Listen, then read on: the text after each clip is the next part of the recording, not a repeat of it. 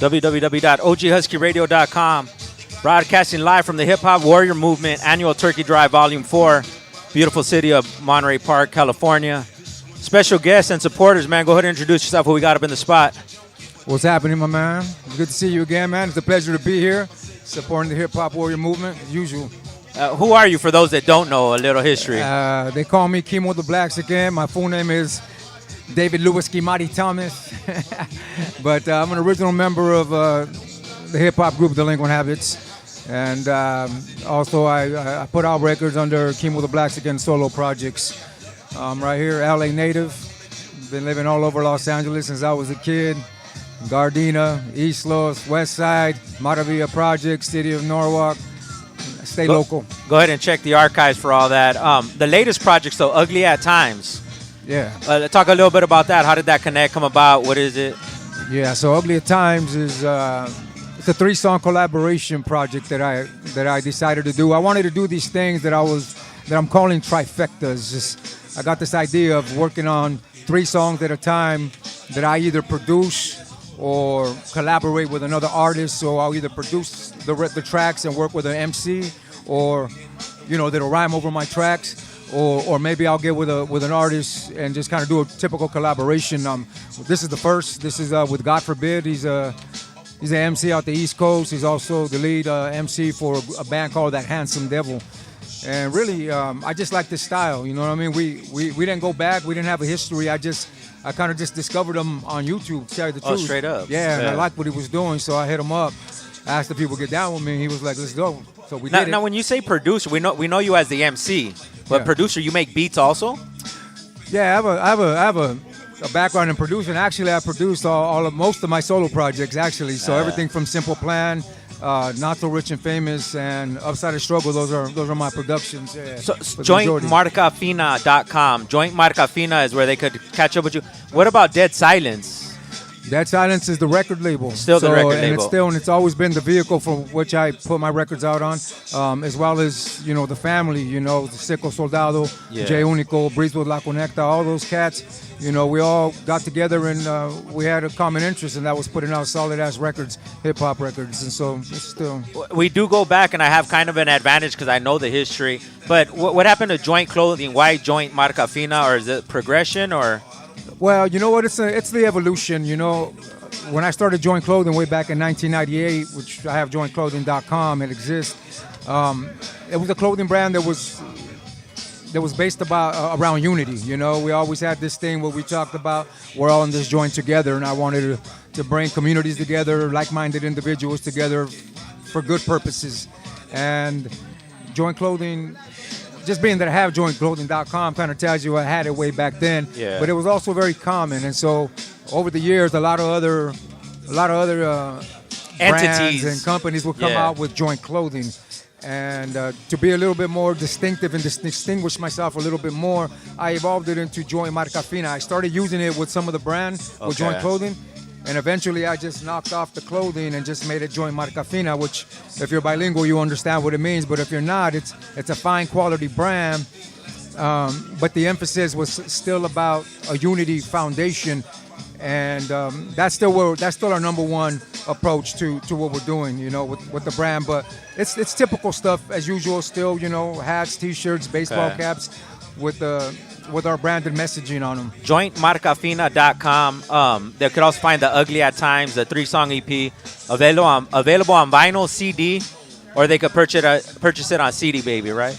Absolutely, yeah. It's available on the vinyl, CD. CDbabies.com is where you can go and pick everything up, the vinyl. So you guys, with Delinquent Habits, you dropped California, made a lot of noise. Right. A lot of noise. That was after, about 7 years, 8 years? How many? Yeah, that was in a sense, some people would call it a reunion record. I mean, it was the first time me and Ives got an opportunity to work together in a real long time. The last time we had worked together was... I would say the Merry-Go-Round record. No, Freedom Band. Okay. And that was, I want to say, 2003.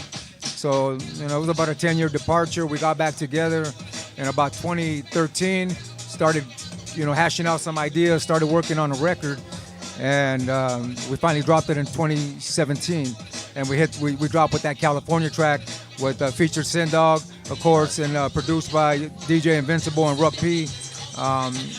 Man, it was a really good feeling to drop something after so many years that had the impact. It make a lot of noise, a lot of noise. It really did, man, and it was a solid record. I got to give it up on the production. Invincible really killed it, and Ruck, they did their thing. It was real solid. Sin Dog did his thing, and it was a real nice feeling to get down with Sin and with Ives, and it was an old formula of ours that we've had for many years. But I was real happy that it was successful as it was, and we had been touring already, but it really cracked open and kicked the door open again. So we got real busy to the point of doing over 70 shows a year. You know, a lot of them overseas, a lot of them in South America and Mexico.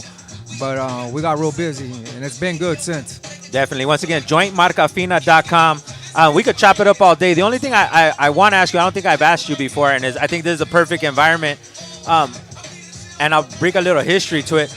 But the question is, why do you support a lot of grassroots movements? And I bring that up because a lot of people don't know our first show that we ever did was a benefit show because I think our computer had crashed. I'm talking like 2007, 5, around there, right? Yeah. And we reached out to you, and you came and performed on the Love, like, for us to, like, build ourselves up, you know what I mean? Yeah, that's true. So that's why I asked. I don't think I've ever asked you that, but anything that's pretty much grassroots, we could find you attached to it, like today. Yeah. I've never been asked that question before, but just the answer would be that I just feel a connection, to the grassroots level missions. You know what I'm saying? Anything that's on a foundational base, you know what I mean? I want to support it. You know what I'm saying? And I come from that. You know what I'm saying? My family comes from that. My mother is very much like that.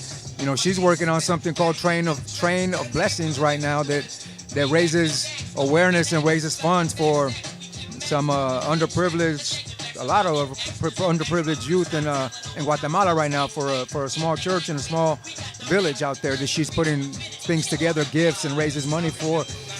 But we've always, she's always been that way. I think it's how I was brought up.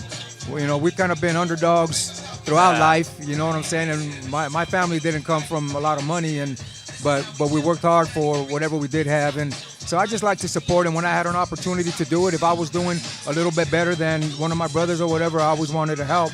And I've had my share of good fortune, not here and there. I have, flashes of it. And if I can come and give back and still participate with all my brothers and sisters and people that I've worked closely with over the years, that doesn't change. No matter if I'm struggling or if I have some mild success going on, I still want to be right here. This is what feels like home to me. So to put it plain and simple, it's because you're Project Raised, pretty much, right? That's for me. I'm from the PJs too, bro. So you know what I mean? Make the coalition, man. Might be a project, bro. I used to live there before it was called Cesar Chavez, bro. When it was still Brooklyn. I went to Reagan Elementary. Belvedere Park was the park that I hung out at, catching crayfish in the lake. On behalf of Los Angeles hip hop, bro, especially on behalf of OG Husky Radio, man, like people, like I said, a lot of people don't know that, but you definitely helped kick us off. You know what I mean? Like from the get go. You got a show coming up, Thanks-Taking, this Friday, November 28th, 2341 Olympic Boulevard, 90021. That's right. Thanks-Taking this Friday. Also, December 14th with the good people at the Unity Project. Let them know how they could keep up with you, though, man. Give them your Instagram and all that. Yeah, the simplest way, I guess I'm pretty active on Instagram. So Kemo The Blaxican, at Kemo The Blaxican, KEMOTHBLAXICAN.